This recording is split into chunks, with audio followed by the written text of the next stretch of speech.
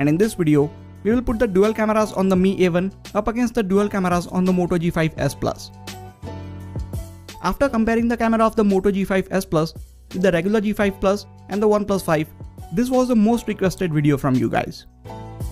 Both these phones come at a similar price range and also have similar internal specifications, so it will be interesting to see which one performs better. But before we get started, make sure to hit the subscribe button so you don't miss out on any of the amazing videos coming up on this channel. Taking a quick look at the camera specs on both these phones. Mi A1 packs in dual 12 megapixel cameras with face detection autofocus and dual tone flash. One has a regular 26mm wide lens and an aperture of f2.2, while the other has a 50mm telephoto lens with an aperture of f2.6.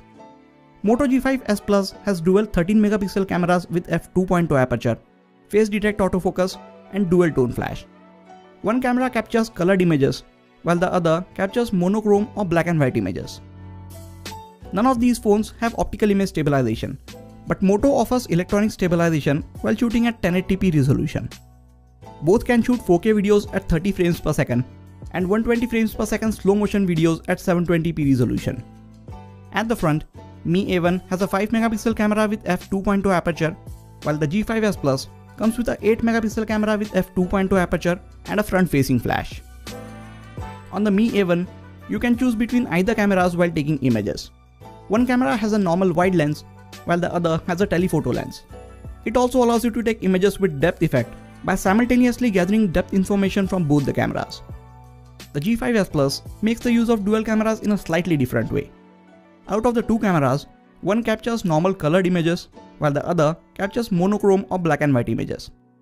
While taking pictures, you don't have the option to choose either one of the lenses, and the images that you see combines information from both these sensors to give you best possible result.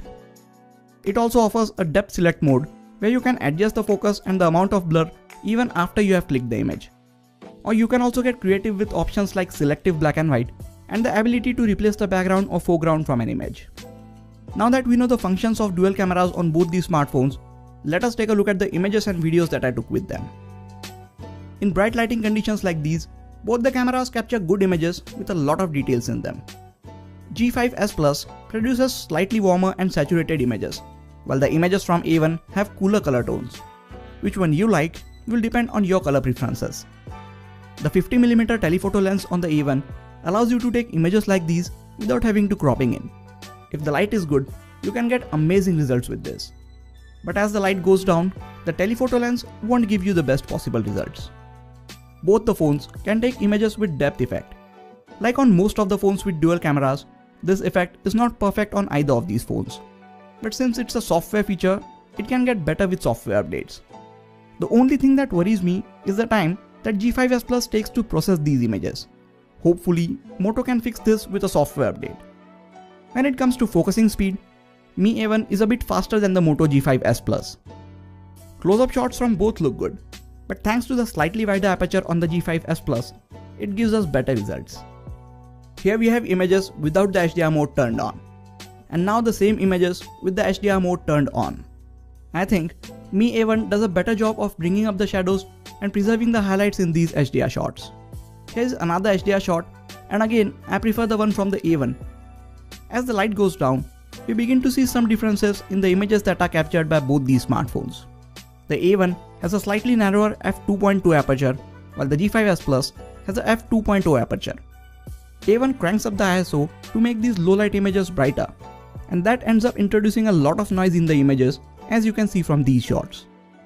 Now this shot is brighter from the A1, but as we zoom in, there are more details in the images from the G5s Plus, and the text is also sharper. The 8 megapixel front facing camera on the Moto again takes sharper images with better contrast and dynamic range of the two. It also has a wider lens, which is important if you take a lot of group selfies. Coming to the video performance. G5s Plus has electronic stabilization while shooting in 1080p, but the A1 does not have any kind of stabilization, which makes its videos extremely shaky. By default, the camera on the Mi A1 is set at tap to focus, so the first thing to do before shooting any video is to go in settings and change that to continuous autofocus. The video performance from the A1 is really disappointing. While taking images in all or most lighting conditions, the performance of the A1 is very close to that of the G5s Plus. But if you are looking to make a decision between these smartphones based on their camera, G5s Plus is the definite winner here. It captures better colors, detailed sharper images, and its performance in low light is also better of the two. A1 also packs in a good set of cameras for its price. But the term flagship dual camera that Xiaomi used for this device is just another marketing tactic. It is really great to see such amazing cameras being packed in smartphones that are available at around 15,000 rupees. Based on the camera alone, which of these two smartphones will you guys choose? I hope you guys understand the efforts that go behind making these videos. I just purchased the Mi A1, which was really hard to find at the offline stores. On the same day, went out to shoot these amazing camera samples, and now have this video ready for you guys. If you appreciate this,